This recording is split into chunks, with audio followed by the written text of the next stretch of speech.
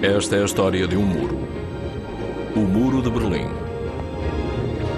É a história da sua construção, dos métodos utilizados por uma ditadura para manter os cidadãos para lá de uma espécie de prisão. É uma história de fuga, de engenho, de coragem e de audácia, do que as pessoas são capazes em busca da liberdade. É a história de um grande símbolo, a porta ocidental da Guerra Fria. Ich bin ein Berliner. Milhares tentaram passar-lhe por cima, por baixo, atravessá-lo ou contorná-lo, procurando ultrapassar tecnologias cada vez mais sofisticadas e perigosas. Mais de 1000 pessoas morreram ao arriscar-se. Alles okay?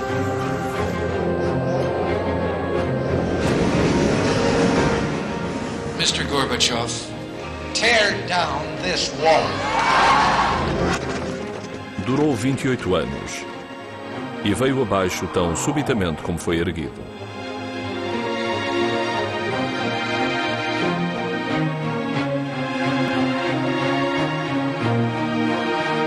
A queda do Muro de Berlim, segunda parte.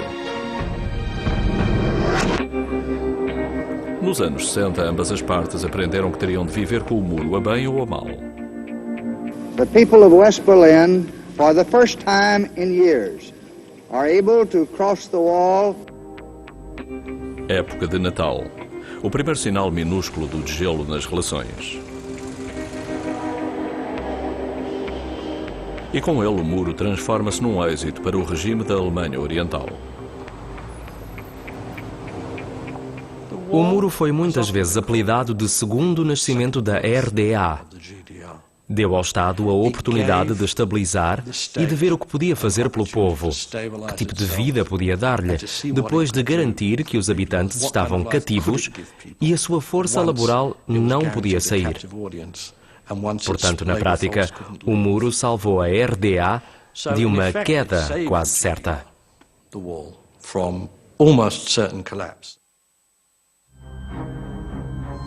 Em 1961, a Alemanha Oriental fechou as suas fronteiras com arame farpado e betão para escapar ao colapso económico.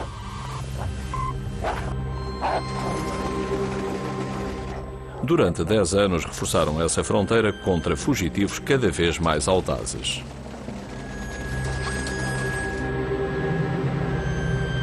Em maio de 1971, um novo ditador assume o poder na Alemanha Oriental.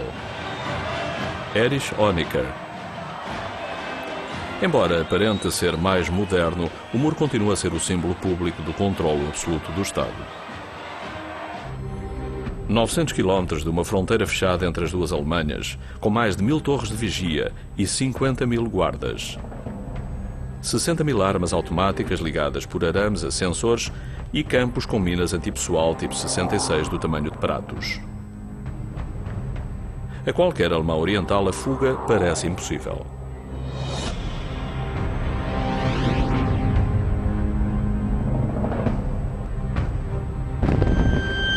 E a Guerra Fria aquece. Na década de 70, a União Soviética estaciona mísseis nucleares na Alemanha Oriental. Os americanos tencionam fazer o mesmo na Alemanha Ocidental. Muito poucos políticos da Alemanha Ocidental imaginavam que o país alguma vez se reunificaria, pelo menos enquanto fossem vivos. Na Alemanha Oriental, Honecker tira partido da rivalidade entre as superpotências e as coisas melhoram na RDA. Torna-se a montra do mundo socialista, prova de que o comunismo resulta. Frigoríficos, máquinas de lavar, televisores, ou seja, o início de uma prosperidade modesta dá-se em meados dos anos 60, com a população estabilizada e os seus segmentos instruídos a não fugirem para a Alemanha Ocidental. As pessoas podiam achar que a vida nem era assim tão má. O regime também se sente seguro. Está muito bem protegido. Todos os jovens têm de passar pelo exército popular. Enfrentam o inimigo no Ocidente e nos próprios conterrâneos que querem atravessar a fronteira. Ingo Bethke é guarda fronteiriço. Basicamente, quem tentasse atravessar a fronteira estaria a infringir a lei. Era um criminoso. Tinha de ser apanhado usando todos os meios possíveis. É claro que ninguém dizia que tínhamos de atirar a matar, mas se o fizéssemos, eles aprovavam. Ingo Bethke é ele próprio um criminoso, pois quer fugir da Alemanha Oriental. 26 de maio de 1975. Fugirá durante a noite com um amigo. Ingo já esteve aqui destacado. Conhece na perfeição esta secção da fronteira.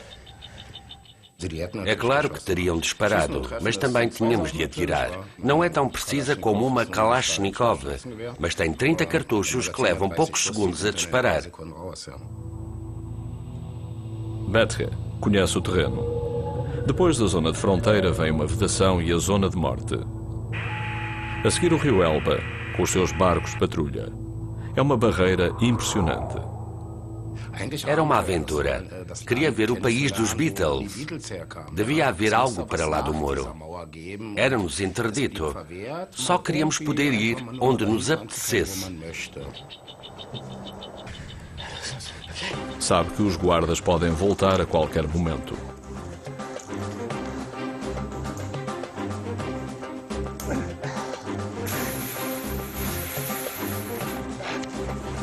Agora o obstáculo seguinte: o campo minado.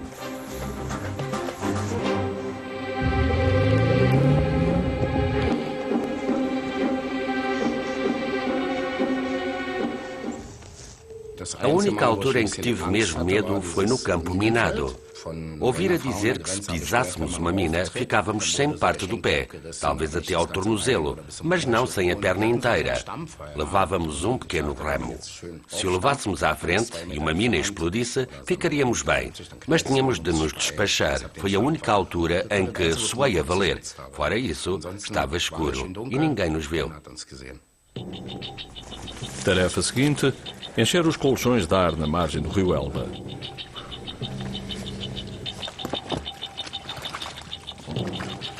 O Elba tem uma corrente muito veloz. Os nadadores depressa são levados.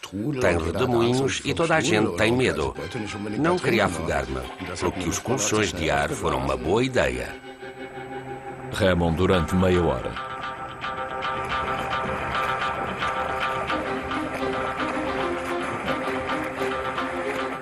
De início pensávamos que nunca mais nos aproximávamos da outra margem. Estava escuro. Remámos que nem loucos e de repente conseguimos. E havia um autocarro da alfândega mesmo à nossa frente. Cumprimentámo-los e perguntaram de onde vinhamos e se não estava frio para nadar.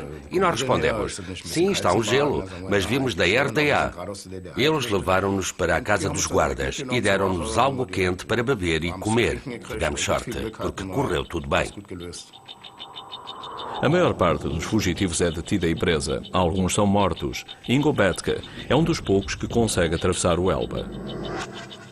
A família Bethke, Ingo deixou para trás 2 irmãos. Tentará ajudá-los a sair também. Para uma unidade militar, uma fuga bem-sucedida é uma humilhação. Todos os casos são investigados e o sistema é constantemente reforçado. Por esta altura, estes são os obstáculos para ultrapassar o muro. As torres de vigia. A vedação à retaguarda. O tapete de pregos. A vedação de arame farpado eletrificado. Os cães. Sensores de alarme. E há também uma armadilha para os guardas. A areia penteada, por exemplo, revelava as pegadas. Ou seja, quem estivesse na torre e visse alguém a tentar atravessar e optasse por ignorar, esperar que ninguém desse conta e que a pessoa chegasse ao outro lado em segurança, estava muito enganado. Porque quando havia uma fuga, os inquéritos eram extensos e seriam detectadas as pegadas na areia junto à torre de vigia. Saberiam exatamente o que se passara e o guarda estaria em apuros.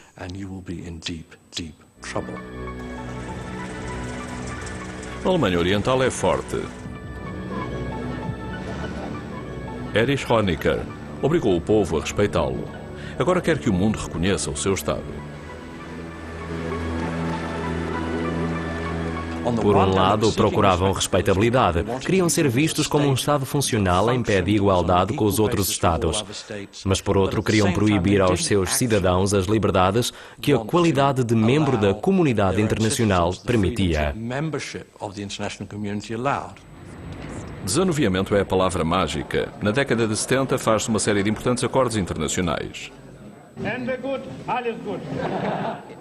Por fim, o regime conquista o reconhecimento a nível mundial em troca de cedência de um pouco mais de liberdade para os seus cidadãos. Teoricamente, passou a ser-lhes permitida liberdade de movimento, liberdade para escolher onde trabalhar, liberdade de expressão. Era frequente os governos comunistas assinarem manifestos e acordos internacionais sem permitir que fossem postos em prática no seu país. Em vez disso, acrescentam ainda mais altura ao muro.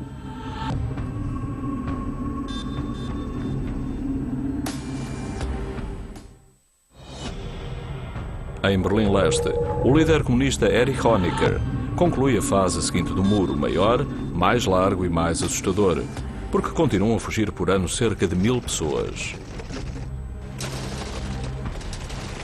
Este muro está concebido para ser permanente, intimidatório e mortífero. Lajes de betão em L com 3 toneladas de peso, encimadas por um cilindro de betão impossível de transpor. A maior parte das pessoas desiste de pensar em fugir, mas nem todas. Não podia viajar onde queria, nem dizer o que queria. Quem dissesse uma piada política podia esperar ir preso. Tão simples quanto isso.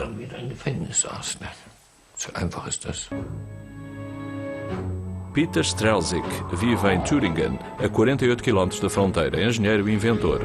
Sabe que a nível terrestre o muro é intransponível. No entanto, arranja uma solução engenhosa e audaz, um balão que o transportará a ele e à família até ao outro lado. Um balão a gás seria melhor, porque não se veria a chama. Mas onde arranjar oxigênio ou hélio? Não havia alternativa. Tinha de ser ar quente. Terão de percorrer 32 km de Lobenstein, na Alemanha Oriental, até ao lado de lá da fronteira. 3 de julho. Estávamos prontos para descolar. O queimador já aquecera o ar. Foi então que comecei a sentir o nervosismo. Dei força ao queimador e lentamente erguemo-nos acima das árvores.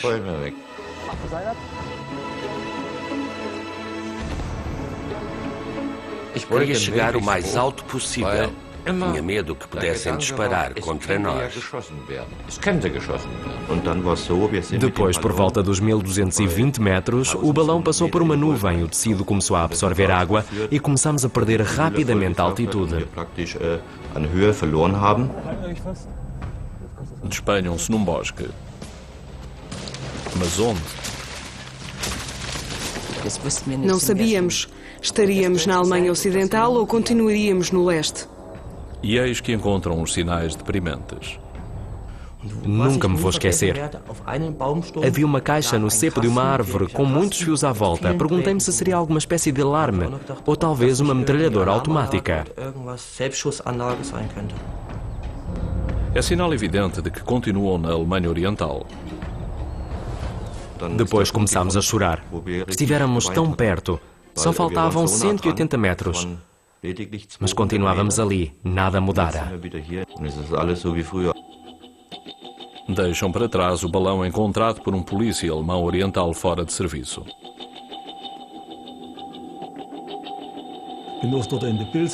Fora apanhar cogumelos e viu o balão ali pendurado.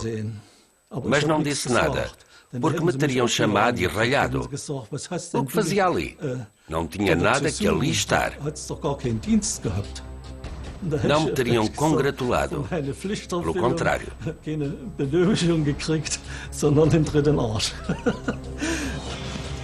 17 dias depois, a Stasi encontra o balão e o agente Egon Matiasik, desta vez em serviço, é chamado para guardar o local. Fui destacado para vedar o local. Pude ver bem o balão.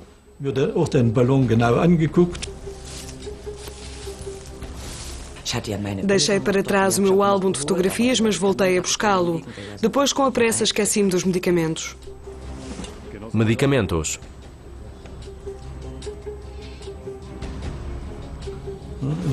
Vi a Stasi a anotar os números para talvez conseguirem identificar os criminosos.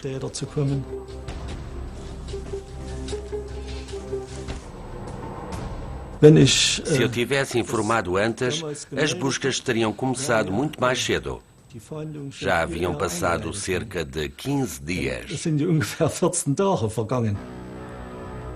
A Stasi faz um apelo num jornal. Quartel-General da Stasi em Berlim. As informações vêm aqui ter, mas nunca mais daqui saem. As tentativas de fuga são péssimas. Aqui, milhares de pessoas trabalham para as evitar. Cortavam essas coisas pela raiz. Não queriam mais gente alvejada ao atravessar o muro, queriam que as pessoas nunca sequer tentassem. Daí a expansão da Stasi, que se tornou possivelmente a mais numerosa per capita e, de certa forma, de uma forma terrível, a mais bem-sucedida polícia secreta da história. Fazem relatórios secretos de todas as tentativas de fuga, de todos os comentários contra o governo, de todos os pormenores. Entretanto, a Stasi segue o rasto das pistas. O tecido do balão, os medicamentos, uma chave inglesa. É apenas uma questão de tempo até chegarem ao Strelzig. Sempre que passava um carro lá fora, esperávamos que não fosse a polícia. Sim, foram tempos aterradores. Mas estão decididos a construir novo balão o mais depressa possível. E juntou-se-lhes outra família. Os Wetzel agora serão 4 adultos e 4 crianças. Teria de ser maior. Agora éramos mais 4. Tínhamos de comprar o tecido, de começar tudo de novo. Não podíamos comprar tudo de uma vez. Certamente ter-nos-iam descoberto. Por isso comprávamos o tecido em pequenas quantidades e em várias lojas. Precisávamos de 3.000 metros quadrados, o suficiente para uma pequena tenda de circo.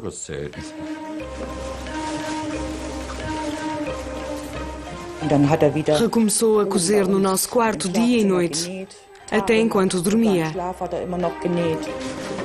Durante 6 semanas cosem sempre que têm um minuto livre. –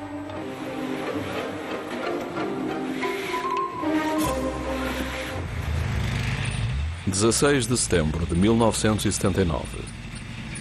O vento estava ideal. Se ia funcionar, tinha de ser nessa noite. Uma clareira escondida na floresta será o ponto de descolagem.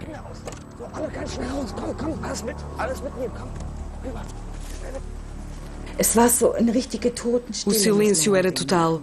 Não se ouvia um único ruído tirando do queimador ao libertar gás. Fora isso, nada se ouvia. Silêncio absoluto. Pouco depois da descolagem, foram avistados pelos guardas do posto de controlo. De repente, reparámos nas luzes dos holofotes para onde nos dirigíamos.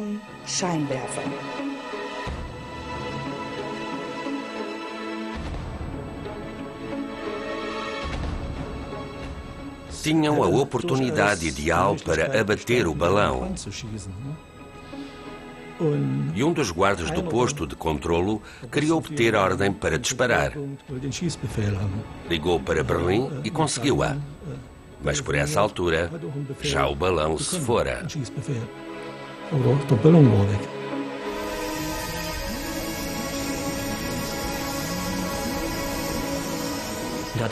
Depois começou a hesitar e a estalar e acabou-se o gás. A chama apagou-se e víamos no tecido um grande rasgão lá no alto, mesmo no centro. Cometeram um erro. Dera demasiado gás ao queimador e fizeram um buraco no tecido, 25 metros acima, o que era extremamente perigoso.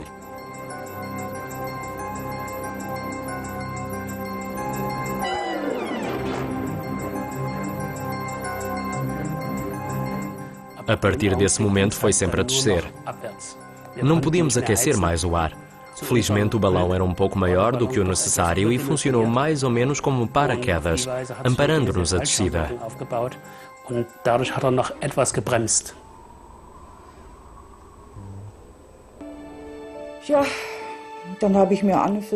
Só esperava que não nos tirassem meio mortos da barquinha.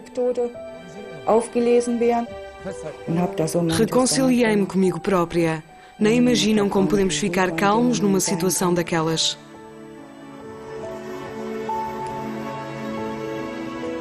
Acendo a tocha e vejo a copa das árvores a passar velozmente.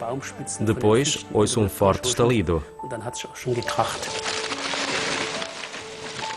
Da primeira vez levámos 34 minutos, da segunda apenas 28. Por isso pensava que também não fora desta.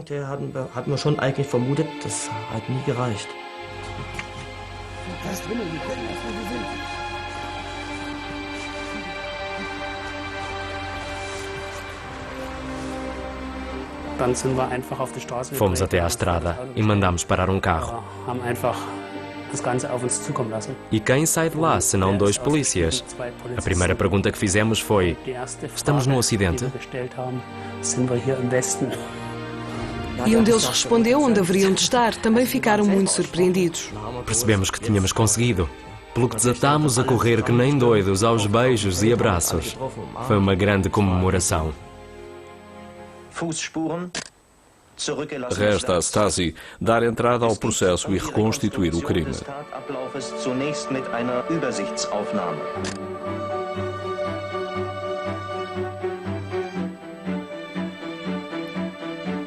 A fuga da família Straussig é notícia em todo o mundo.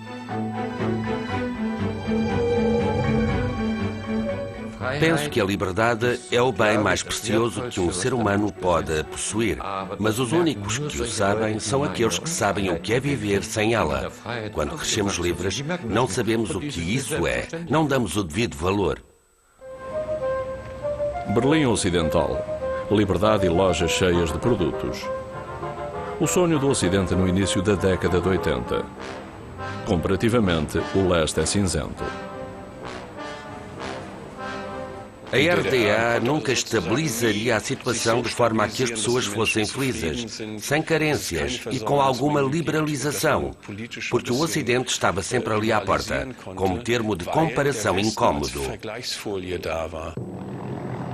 A tentação estava mesmo do outro lado do muro. Entretanto, a Alemanha Oriental comemora o seu 30º aniversário. O leste oferece cortejos, cerimónias e familiaridade.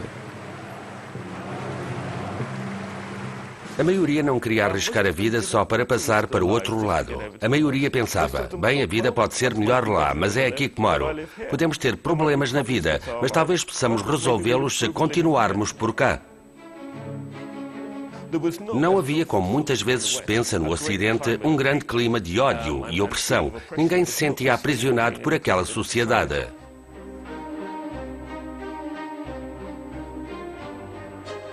Mas há algo que detestam. A maior parte das pessoas estava bem ciente de que os alemães ocidentais se haviam tornado grandes viajantes. Sentiam-se descontentes por apenas poderem, no máximo, tirar uma semana no lago Balaton, na Hungria, ou talvez fazer uma viagem a Praga. Construir e guardar o muro leva uma grande fatia do produto interno bruto da Alemanha. Uma fortuna que na década de 80 Honecker já não possui. E a fronteira nunca está acabada.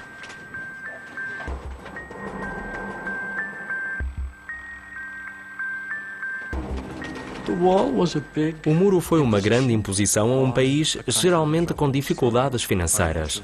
Os custos da sua manutenção ao longo dos 28 anos seguintes podem ter ascendido a 1.000 milhões por ano. 1.000 milhões de marcos alemães, $500 mil por ano. Mesmo assim, não impede que as pessoas fujam.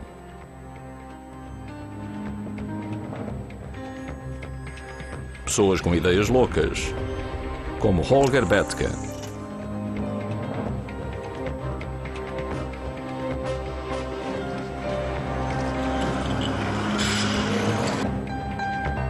A família Bethke O irmão mais velho, Ingo, atravessou o rio para a liberdade. 8 anos depois, o seu irmão mais novo, Holger, quer juntar-se-lhe no Ocidente. Levámos equipamento de manutenção e fatos de macaco.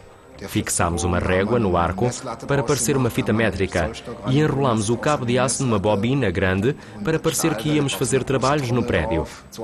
Se alguém nos visse na escada, a caminho do sótão, podíamos dizer que estávamos a trabalhar.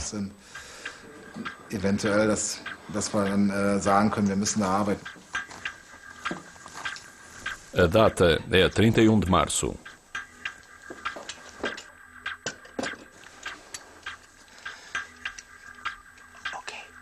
Holger dispara o arco, enquanto o irmão Ingo aguarda no Ocidente para recolher a flecha e a corda.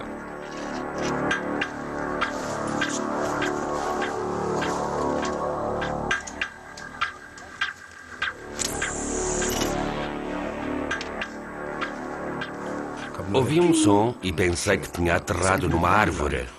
Mas quando puxaram, vi algo a mexer. Olhei melhor para a árvore e via. Conseguíramos. Ficaram os dois contentíssimos. Peguei na corda e comecei a puxar. O cabo de aço é preso à corda de nylon e puxado.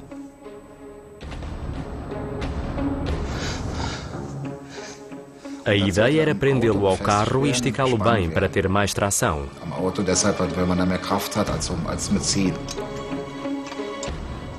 Fixam a roldana improvisada.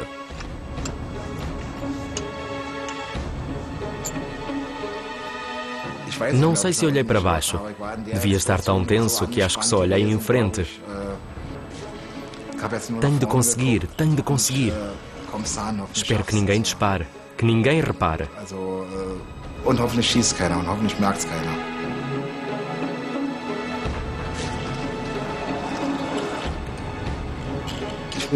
A quase 3 metros do prédio em Berlim Ocidental, parei. A roldana não andava mais, faltava um pequeno intervalo. Pendurado em terra de ninguém e sem rede de segurança.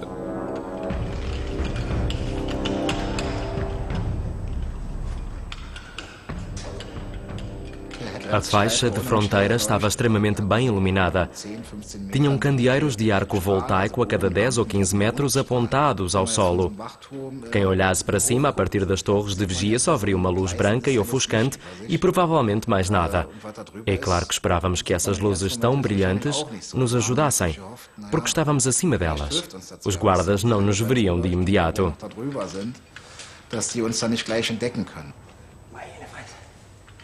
Depois veio o meu amigo na sua roldana. Finalmente conseguíramos. Estávamos no Ocidente. Descobriram um ponto cego entre duas torres. Depois disso, os alemães orientais construíram uma nova torre para garantir que tal não voltaria a acontecer.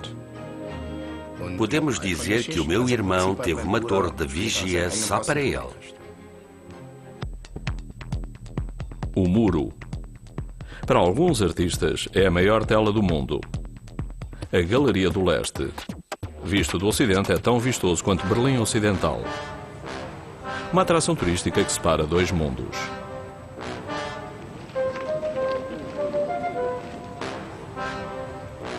Leste e Ocidente.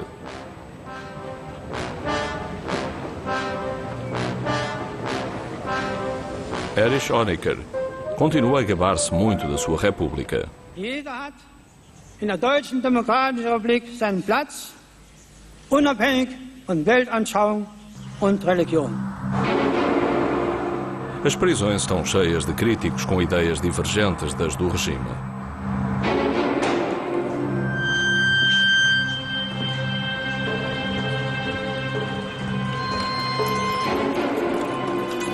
O que faz um Estado quando tem demasiados dissidentes? E está na bancarrota.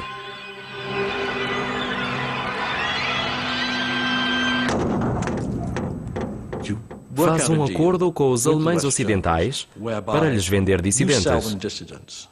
Ou seja, coloca essas pessoas na cadeia e depois negocia e oferece-as em troca dos seus preciosos marcos ocidentais. Westmarks, the precious Westmark. A Alemanha Ocidental compra a liberdade por até $50.000 por pessoa.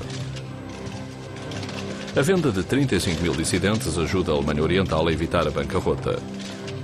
E contrai grandes empréstimos junto do Ocidente, mas com uma condição. As armas com sensores têm de ser retiradas de toda a linha fronteiriça. Para Honecker, isso não é problema. Não pensa no passado e sim no futuro. E, na verdade, na década de 80 planeavam um muro de alta tecnologia que basicamente funcionaria com computadores. E concebiam um muro que necessitaria de relativamente pouca intervenção humana. Ninguém conseguiria chegar-lhe perto sem ser detectado pelos vários sensores eletrónicos e câmaras.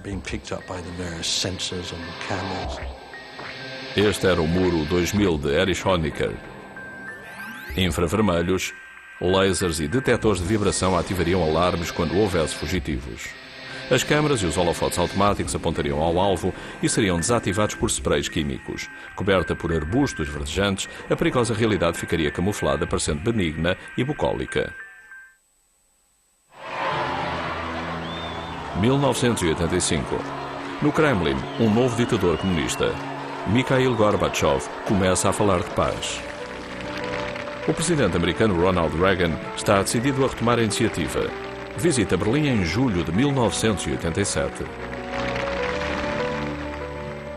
A imagem, reproduzida milhares de milhões de vezes de Reagan diante da porta de Brandemburgo, teve um efeito mais que dramático. Aquele discurso alcançou mais do que os objetivos propostos. Mr. Gorbachev, tear down this wall. Reagan foi o primeiro presidente em muito tempo que não viu a Guerra Fria como algo perpétuo. Tinha pelo menos a esperança de que fosse temporária, de que a Guerra Fria e a União Soviética acabassem. A Guerra Fria terminaria e os Estados Unidos sairiam vencedores.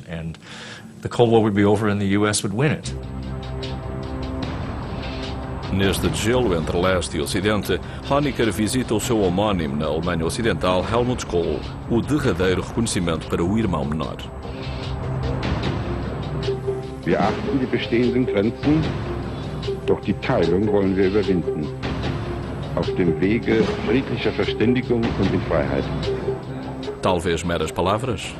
Erich Honecker tentou por muito tempo manter mão firme nas coisas por saber que não podia descuidar-se nem um pouco. Assim que descansasse, a Alemanha Oriental desapareceria. A família Bethke volta à carga. O último dos três irmãos continua no leste, Egbert.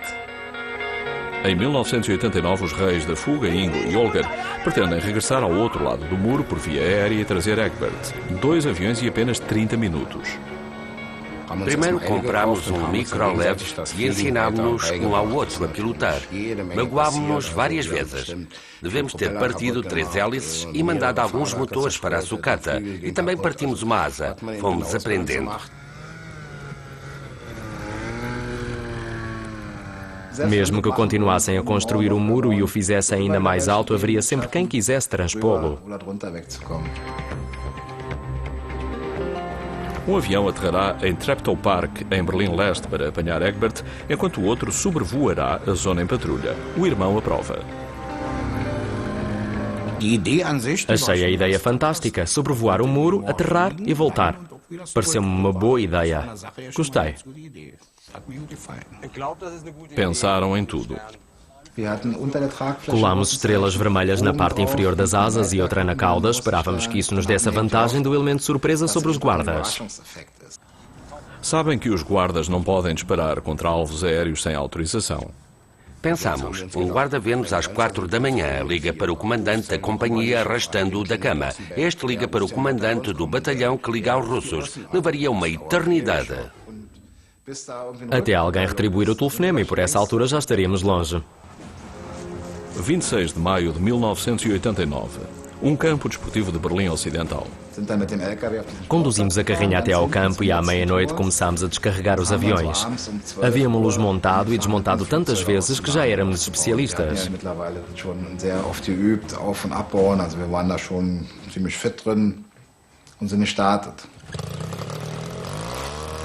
4h22 da manhã. Ligam as câmaras fixas nos aviões e filmam todo o voo.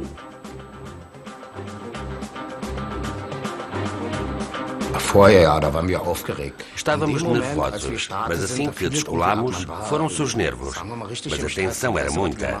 Tive de subir a viseira porque não via nada de tão escuro que estava. Ligam o rádio e tentam contactar Egbert.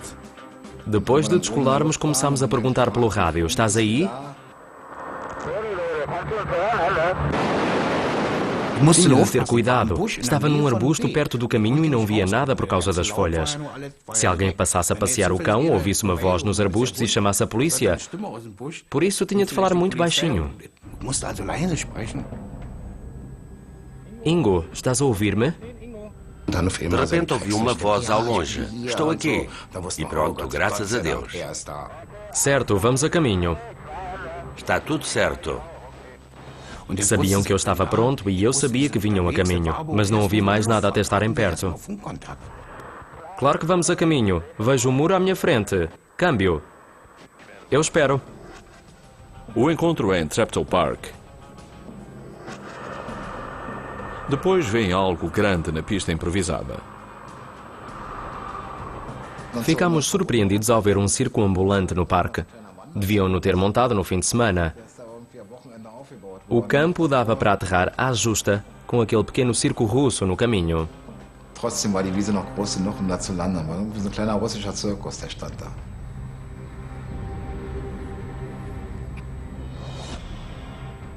Mais para trás. Ingo, acho que já te vejo. Quando devo aparecer?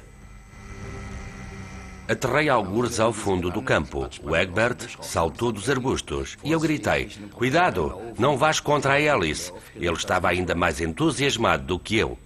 Contornei a hélice, sentei-me e gritei: arranca, Ingo. Estava muito entusiasmado. Disse-lhe: tem calma, não queremos que caias. Eu disse: vá à escola, vá. Ainda tinha medo que aparecesse um carro patrulha na estrada e entrasse no parque. Acelerei e lá descolamos. As árvores estavam cada vez mais perto, porque o avião levava o dobro do peso e na altura pesava 80 quilos. Completei uma volta e vi-os lá embaixo a descolar.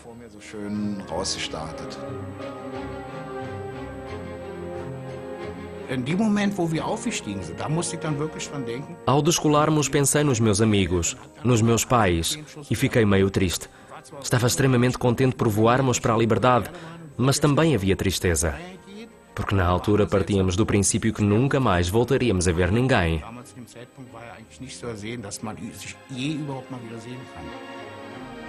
Três irmãos reunidos nos céus de Berlim. Pensámos que tínhamos conseguido, que já nada poderia correr mal. O Eggy estava a bordo. Não tive medo que nos despenhássemos ou que alguém disparasse contra nós. Víamos os guardas lá embaixo a olharem para cima. Olhavam para cima e faziam um relatório. Que mais podiam fazer? Éramos russos.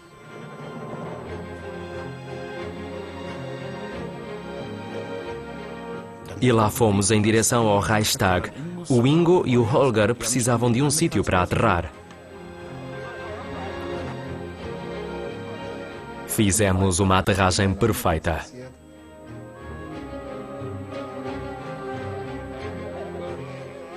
Conseguimos.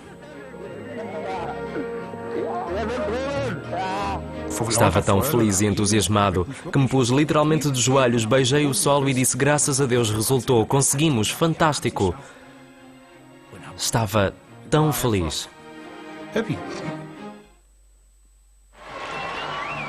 7 de outubro, 40º aniversário da Alemanha Oriental. Para o secretário-geral comunista Erich Honecker, o país continuaria para sempre. Mas o presidente soviético Mikhail Gorbachev tinha outras ideias, reformistas. Os manifestantes gritavam: Gorbi, salva-nos! Creio que foi nesse instante que a panela de pressão, que era a Alemanha Oriental, se encontrou com o movimento reformista no seio do Partido Comunista. E chegou o momento decisivo em que de repente ficava claro que as baionetas russas não iriam salvar Honecker. were not going to save Honecker. Unsere Freunde in aller Welt seien versichert, dass der Sozialismus auf deutschem Boden in der Heimat von Marx und Engels auf unerschütterlichen Grundlagen steht. Honecker era muito resistente à mudança. As cedências não lhe interessavam e julgava ter um regime sólido. Vivia cada vez mais num mundo de fantasia.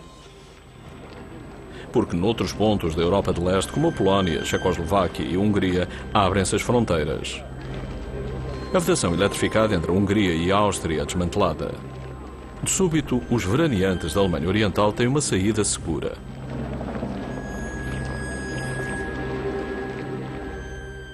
Nas árvores havia pregos onde penduravam as chaves da casa, do carro. Deixavam para trás. Quem vive numa casa com todos os seus haveres não se imagina a deixar tudo para trás. Mas foi o que eles fizeram, o que só demonstra o quanto queriam a liberdade. O correspondente da CBS News, Alan Pizzi, na Embaixada da Alemanha Ocidental em Praga, onde centenas e depois milhares de alemães orientais procuraram refúgio.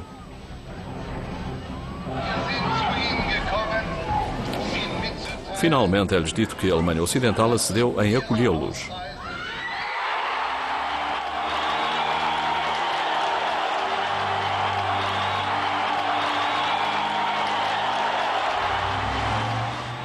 Consegui. Só sei dizer que sou um homem livre.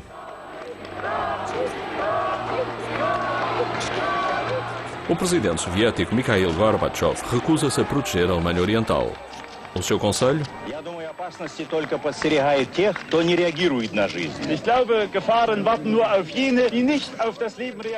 Nada teria acontecido na Alemanha Oriental, nada teria acontecido na maior parte da Europa de Leste se não fosse a chegada de um homem, Gorbachev. Foi o primeiro homem que disse: não vamos mandar os tanques.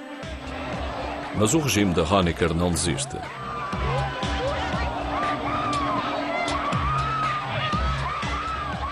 Manifestamo-nos pacificamente, não queremos nada de mal. Creio que foi o maior ajuntamento que alguma vez tiveram. Ao ver aquilo, percebemos que estavam ali, mas não podiam fazer nada. Não podiam calar as pessoas nem impedi-las de se reunirem. As pessoas deixaram de ter medo. As autoridades haviam perdido todo o controlo. O gênio saíra da lâmpada, a pasta saíra do tubo, como queiram chamar-lhe. A 9 de novembro de 1989, o porta-voz do Politburo da Alemanha Oriental, Günter Schabowski, anuncia que pela primeira vez os cidadãos de leste podem deslocar-se livremente ao estrangeiro. Um jornalista pergunta-lhe quando, ele responde de imediato.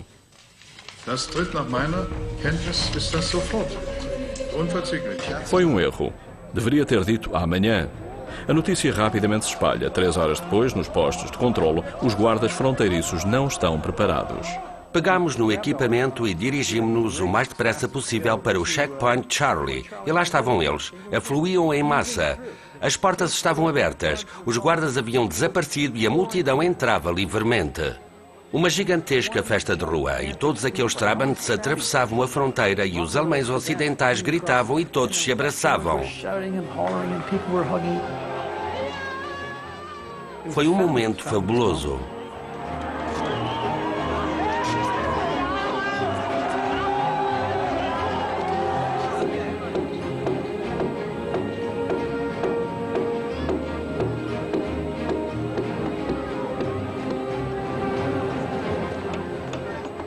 Se alguém me tivesse dito que assistiria à queda deste muro, tê-los-ia chamado loucos.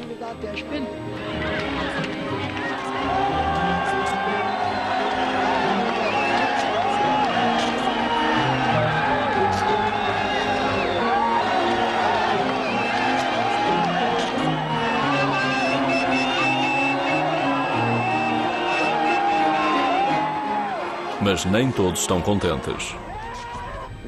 As pessoas falam em reunificação e eu sou absolutamente contra. Certo, há lá muita coisa positiva, mas tem também muita porcaria que é lá que deve ficar.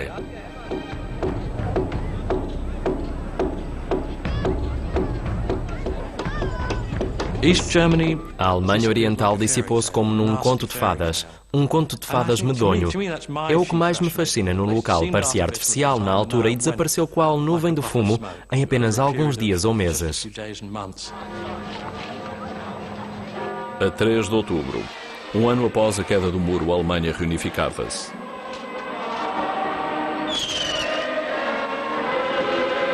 Significava o fim do comunismo.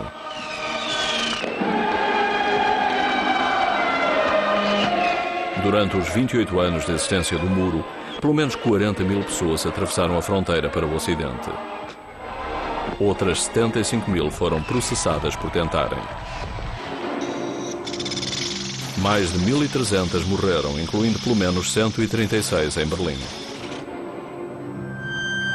Mas o leste encobriu tão bem tantas mortes que o número exato continua por apurar. Hoje, o Muro de Berlim, esse símbolo da cortina de ferro, a linha da frente da Guerra Fria, praticamente desapareceu. Podem encontrar-se vestígios seus em museus por todo o mundo. Alguns pedaços acabaram como recordação. Todavia, a maior parte do betão e do aço que formavam o muro foram reciclados para ajudar a reconstruir a Alemanha, um país outrora dividido. Versão portuguesa, Santa Claus, audiovisual.